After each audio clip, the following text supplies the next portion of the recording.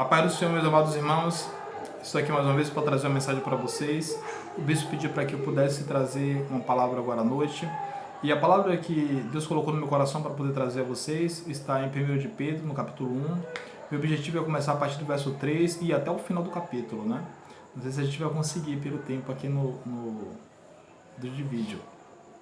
Então, para que a gente possa adiantar o nosso lado, vamos ler aqui 1 de Pedro, capítulo 1, verso 3. Bendito Deus e Pai do nosso Senhor Jesus Cristo, que segundo a sua muita misericórdia nos regenerou para uma viva esperança, mediante a ressurreição de Jesus Cristo dentre os mortos, para uma herança incorruptível, sem mácula, imacessível, reservada no céu para vós outros, que sois guardados pelo poder de Deus, mediante a fé, para a salvação preparada para revelar-se no último tempo. Vamos a um breve momento de oração. Santo Deus, amado Pai Celestial, abençoa a Tua palavra nesse momento, Senhor Deus. Eu agradeço pela oportunidade dada, Senhor, que a Tua graça e a Tua misericórdia, Senhor Deus, esteja conosco cada vez mais, Pai. Nos abençoa e nos guia, Pai, na exposição desse texto. Em nome de Jesus, amém. Queridos, o apóstolo Pedro escreveu essa carta com o objetivo de encorajar os irmãos de que a adesão à fé que ele estava tendo em Jesus Cristo não era algo inventado pelo homem, não era algo que vinha da mente humana, mas era algo que vinha do coração de Deus, da parte de Deus, e isso antes mesmo da fundação do mundo, né? E ele começa aqui a partir do versículo 3, bendizendo o nome do Senhor. Ele diz: bendito o Deus e Pai do nosso Senhor Jesus Cristo, que segundo a sua muita misericórdia, né? Para nos salvar tinha que ter muita misericórdia mesmo. E ele fala, pela sua muita misericórdia, ele nos regenerou para uma viva esperança. O que é regenerar? Regenerar é fazer o homem nascer novamente, né? E essa é uma obra do Espírito Santo em nossas vidas. Talvez seja a maior obra do Espírito Santo, ou uma das maiores obras do Espírito Santo na nossa vida. Nos regenerar para quê? Para que a gente possa se parecer cada vez com o Senhor Jesus Cristo, para que a gente possa imitar a Cristo nesse mundo. Porque se a gente não for regenerado, não tem como a gente poder andar nos passos de Jesus.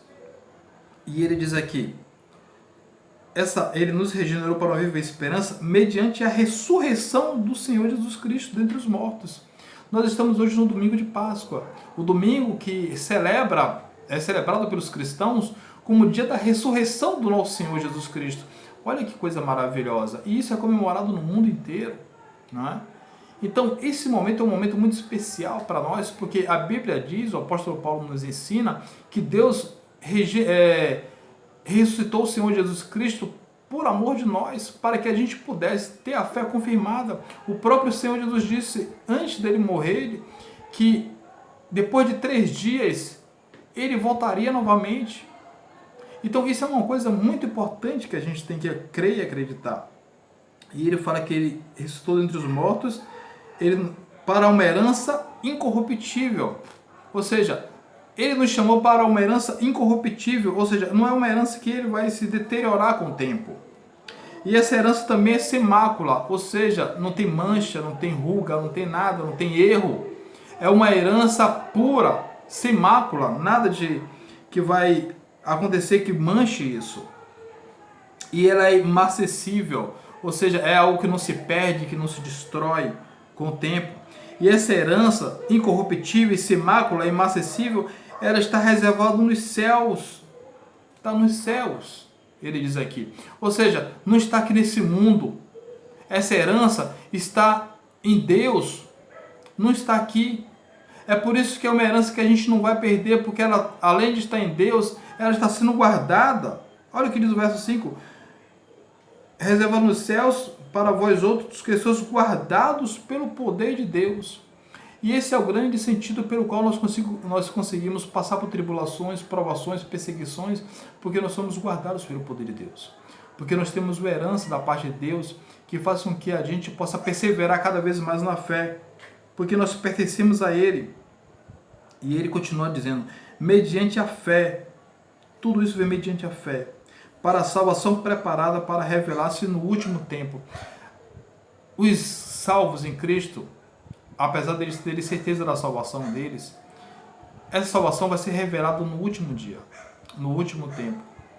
Então, qual é a nossa função aqui hoje? Perseverar, Perseverar por quê? Porque a nossa salvação ela é real. Ela não é algo que foi inventado por homens.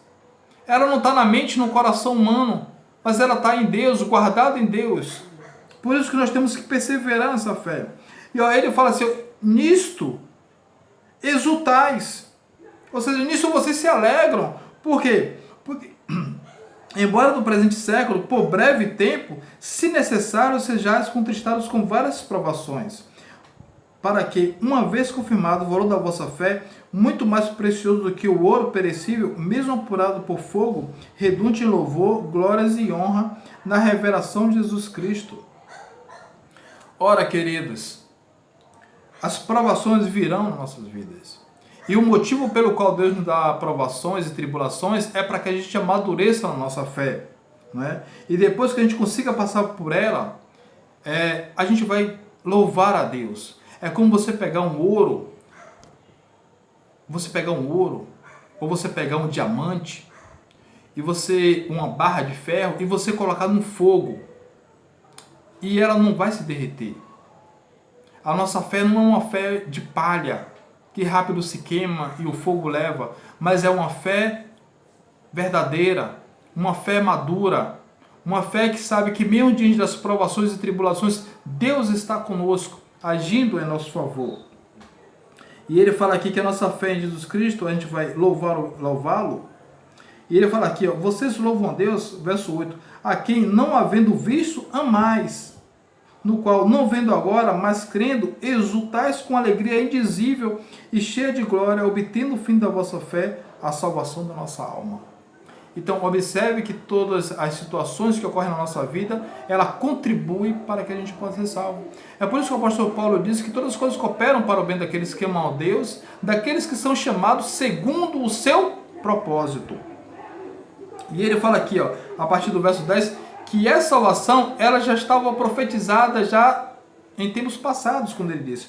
Foi a respeito desta salvação que os profetas indagaram e inquiriram, os quais profetizaram a graça que a vós outros destinados, investigando atentamente qual a ocasião ou quais as circunstâncias oportunas, indicada pelo Espírito de Cristo que neles estavam, ao dar de antemão testemunho sobre os sofrimentos referentes a Cristo e sobre as glórias que eles seguiriam. A eles, os profetas do Antigo Testamento, foi revelado que, não para si mesmos, mas para vós outros, ou seja, para nós, eles ministravam as coisas que agora vos foram anunciadas por aqueles que, pelo Espírito Santo, enviaram do céu, vos prego o Evangelho, coisas essas que os anjos anelam para escutar. Os anjos ficam impressionados. Como é que um Deus poderoso, que tem toda a glória diante dele, que é louvado por seres mais poderosos do que a gente, seres eternos, que não morrem, que são os serafins, os anjos que louvam o Senhor, ele pode se importar com pessoas como nós, como criaturas caídas, pecadoras, e prover uma salvação tão importante a ponto de dar o seu filho para morrer em nosso lugar. Que Deus é esse? Que amor grande! Esse Deus nos amou a ponto da gente poder chegar à presença desse Deus. Os anjos ficam impressionados com isso. E ele fala aqui, ó, por isso, porque Deus fez isso com a gente, por isso, cingindo o vosso entendimento, sede sóbrios, e esperar inteiramente na graça que está sendo trazida na revelação de Jesus Cristo. Como os filhos da obediência, não vos amoldeis as paixões que tinha anteriormente na vossa ignorância. Ou seja, não volte ao ciclo do pecado que vocês tinham antes, quando não conheciam a Deus. Mas vivam de uma maneira santa nesse mundo. Olha o que ele conclui aqui, ó. Pelo contrário, segundo é santo aquele que vos chamou, tornai-vos santos também vós, mesmo em todo o vosso procedimento, porque está escrito, sede santos, porque eu sou santo. Ora, ele diz, se invocaste como Pai aquele que sem acepção de pessoas julga segundo as obras de cada um, portai-vos com temor durante o tempo da vossa peregrinação, sabendo que não foi mediante a coisas corruptíveis como prata e ouro, que fostes resgatados do vosso fútil procedimento que vossos pais vos dragaram, mas pelo precioso sangue. Ou seja, a gente não foi comprado por coisas corruptíveis, mas nós fomos comprados pelo precioso sangue. É por isso que a nossa salvação ela é incorruptível, ela não se perde, né? Porque ela foi comprada pelo sangue de Cristo. Pelo precioso sangue, como de cordeiro, sem defeito e sem mácula, como aqueles cordeiros que morriam na antiga aliança, quando ele morria pelo pecado do povo, que eles não tinham nenhum defeito, nenhuma mácula, nada de errado, né? Porque ele simbolizava o sangue do nosso Senhor Jesus Cristo, que é o nosso Deus perfeito. E ele fala que é o conhecido com efeito antes da fundação do mundo, porém manifestado no fim dos tempos, por amor de vós, que por meio dele tendes fé em Deus, o qual o ressuscitou dentre os mortos e lhe deu glória, de sorte que a vossa fé e esperança estejam em Deus, não estejam no homem, não estejam nas circunstâncias desse mundo. É por isso que Deus nos deu a palavra dele, a Bíblia, que é infalível, que é inerrante, para que por meio das Escrituras Sagradas a gente possa ter uma fé madura em Deus, uma fé verdadeira, que a gente não vacile na fé, muito pelo contrário, que a gente possa perseverar em todos os momentos, andando em santidade diante desse Deus Todo-Poderoso, porque Ele é santo, porque Ele é bom, porque Ele é bendito, porque Ele é maravilhoso. E nisso nós louvamos ao Senhor por isso. Verso 22. Tendo purificado a vossa alma pela vossa obediência à verdade, tendo em vista o amor fraternal não fingido, amai-vos de coração uns aos outros ardentemente. Ou seja, se você foi amado por Deus, se você foi alcançado por esse amor de Deus, você tem prazer em amar o seu irmão. Amai-vos uns aos outros ardentemente. E a grande pergunta é, você tem amado o seu irmão? Você tem amado a ele ardentemente? Você tem amado a ele de acordo com o amor de Deus derramado por você? Essa é a pergunta aqui. Verso 23. Pois foste regenerados, não de semente corruptível, mas de incorruptível, mediante a palavra de Deus, a qual vive e é permanente. Ou seja, a nossa herança não vem de uma semente corruptível, mas vem de um Deus amoroso. É por isso que nós temos que nos amar uns aos outros e tomar até o outro irmão como superiores a nós mesmos. Olhar para eles e ver assim, você é superior a mim, meu irmão. Você é superior a mim. Você tem feito isso? Você já fez isso alguma vez na sua vida? De amar uma pessoa mais do que você se ama? Porque a Bíblia diz que a gente se ama demais. E nós precisamos amar o outro como nós nos amamos. Amar o próximo como a si mesmo. Ele fala que, pois, toda carne é como a erva, e toda a sua glória como a flor da erva. Seca-se a erva e cai a flor. A palavra do Senhor permanece eternamente. Ou seja, olha o que Pedro está falando aqui. Ó. Que toda carne é como uma erva. Olha a comparação. E toda a sua glória como a flor da erva. Seca-se a erva e a sua flor cai. Cadê a glória humana? No dia que o homem morrer, cadê a glória dele? É isso que Pedro está falando aqui. Que toda a carne é como uma erva. E toda a sua glória como a flor da erva. Seca-se a erva e a flor cai. Dissipou a glória humana. É por isso que a gente não tem que nos jactar em nós mesmos, mas olhar para Deus. E ele disse, e a palavra do Senhor permanece eternamente. A diferença é a seguinte, aqui. Se a palavra de Deus ela é poderosa e viva, e ela promete aquilo que ela cumpre, e ela diz que todo homem não deve se gloriar em si mesmo, mas ele deve se gloriar em Deus, e não gloriar na sua carne. Por quê? Porque no dia que ele morrer, acabou a glória humana. Mas a palavra de Deus que está mandando, tem mandamentos para ele, essa palavra permanece para sempre. Amém? Que Deus abençoe a você, que Deus abençoe a sua semana, que Deus te derrame bênçãos sobre as suas vidas.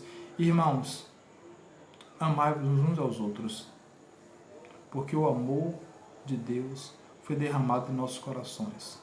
para que a gente pudesse viver em paz e alegria uns com os outros. Amém? Que Deus abençoe e o guarde em nome de Jesus. Eu agradeço, bispo, a oportunidade. Que Deus abençoe a sua vida, a sua casa, o seu lar e toda a sua família.